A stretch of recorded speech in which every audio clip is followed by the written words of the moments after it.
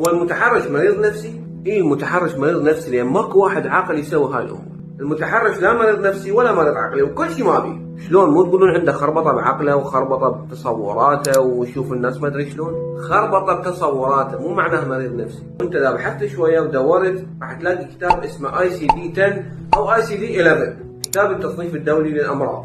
شنو هذا الكتاب؟ هذا كتاب تصنيف طبي معتمد من منظمه الصحه العالميه، يحتوي على جميع الامراض وكل شيء يخصها كلها. إذا دورت حرف حرف وقلبته ما راح تلاقي بيه شيء اسمه مرض اضطراب التحرش. وإذا عفته ورحت الكتاب DSM-5، وهذا شنو؟ كتاب DSM-5 اسمه بالعربي الدليل التشخيصي الإحصائي للأمراض النفسية، وهذا كتاب للتصنيف والتشخيص في الطب النفسي ويحتوي على كل شيء يخص هذا الموضوع. وإذا تريد تحكم على المتحرش إنه هو مريض نفسي لازم تلقى حالته بهذا الكتاب. ولكن ما كل ما يتمنى المتحرش يدركه تجري الرياح بما لا تشتهي السفن. مع خالص اعتذارنا المتنبي، ماكو حالة اسمها اضطراب عاوز التحرش لو ما يقدر يسيطر.